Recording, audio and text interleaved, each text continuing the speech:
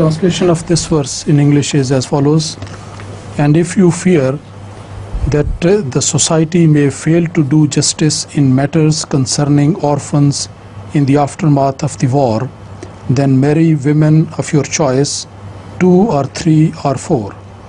And if you fear you will not deal justly, then marry only one, or what your right hands possess.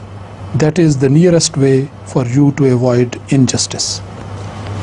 It's all clear. What is the question? The first one, he was asking about the words ma taba lakum. Ma taba lakum, which you like, which you think will be suitable for you in every regard, particularly those who are good and just and who are religious minded. That is ma taba lakum. Otherwise, this condition will not be fulfilled. They cannot feel just, cannot behave justly to the orphans if taba means just beauty, I mean the facial beauty. It's the beauty of the heart as well.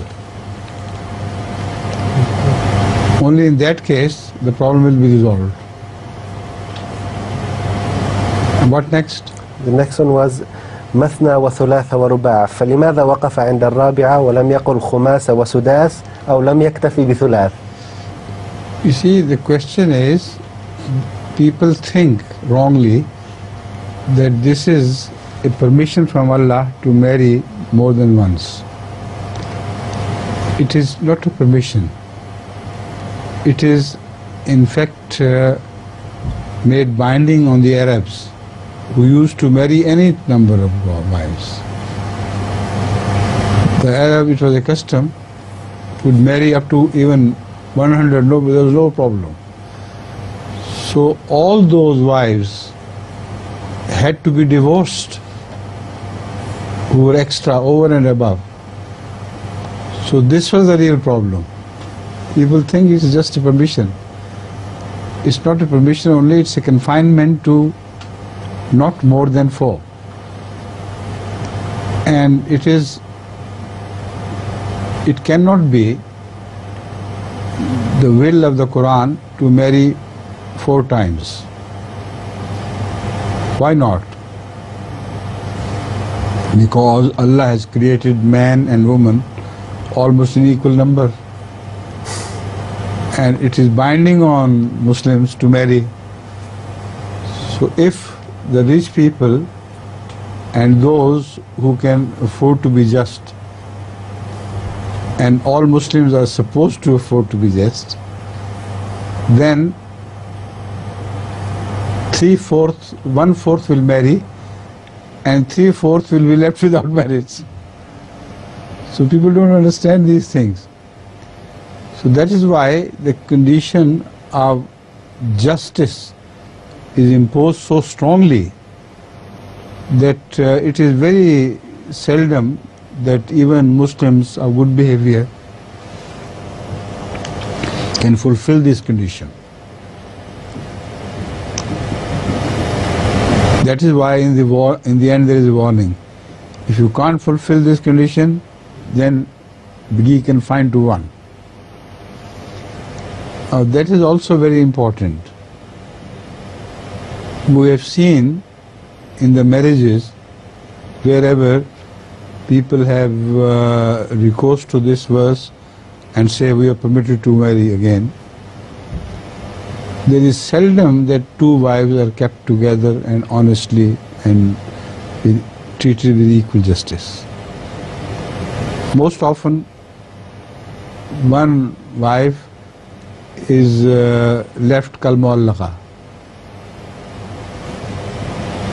And in my opinion, there are very few people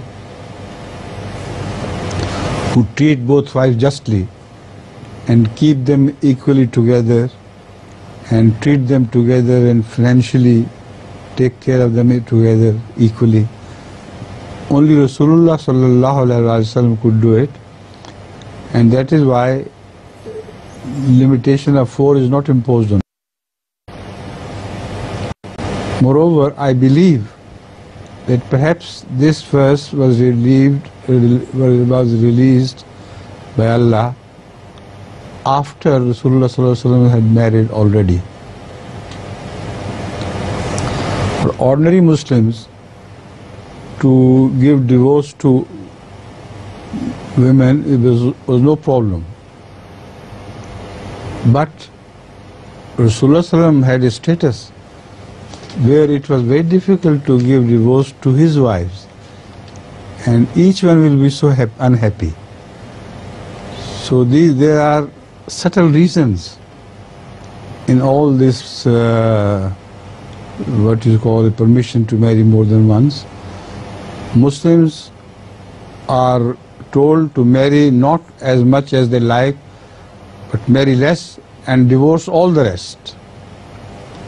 Rasulullah sallallahu alaihi wasallam expected to divorce, because of his special status and the love of ladies and their concern for their status is concerned. It is very important that this verse should be like as it is found. As I already told you, the ratio between men and women all over the world is about the same. I have read facts. Scholars who have gone to different countries or collected material from different countries, and it is amazing that although in some countries the number of wives is slightly higher, but in some other countries the number of women is slightly higher. In other countries the number of men is slightly higher. On the whole, in the world, they are equally divided. So God could not mean that 1/4 of the Muslims should marry and the rest should remain without marriage. I have answered more than what was asked, but all these things had to be covered. I would like to add a few more points. Although the answer has been given more than the asked questions, but still there are implied things. Number one, it's very important that if ordinary Muslims divorce, they can marry, women can marry again. No problem. And Rasulullah sallallahu alaihi wasallam has stressed on remarrying our divorced women and those who are left without a husband, widows. So that means that this order can apply to ordinary Muslims but not to Rasulullah sallallahu alaihi wasallam, because his wives are ummahatul mu'mineen, and you cannot marry ummahat. You see? This is a very beautiful point of the Holy Quran, that Rasulullah sallallahu alaihi wasallam is called Ma kana Muhammadun Aba Ahadim min Rijalikum. So he can marry, he is not Aba in that sense, he is not Abu. But Ummahat are Ummahat, and you cannot marry Ummahat. So this is a very subtle point, but it's a very important point. Another point is very important, that although it's called clear, but one must remember this, that it was the tradition of Rasulullah sallallahu alaihi wasallam that unless a special order was given on some subject, he followed the old orders of Torah, etc. That was his case of with Qibla, etc. This was a regular sunnah of Rasulullah sallallahu alaihi wasallam, that unless the Quran had spoken specially of some subject, he would follow the Torah. So as far as the Torah is concerned, you know, 99 wives of Hazrat Saud and so many wives of Hazrat Sulaiman, etc. So that would give a general permission to all Muslims to marry as much as they like. it will disturb the order of life completely. So that is why also this verse was revealed, especially in the Quran, to give Rasulullah sallallahu alaihi wasallam authority on this, direct authority from Allah. Right?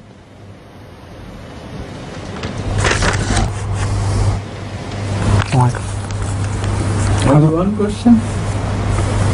So far? Yes. Anyway, it will suffice for us that there's shorter number of people present here, because the first question was very long. I mean, the question was not long, but the answer had to be long. Please.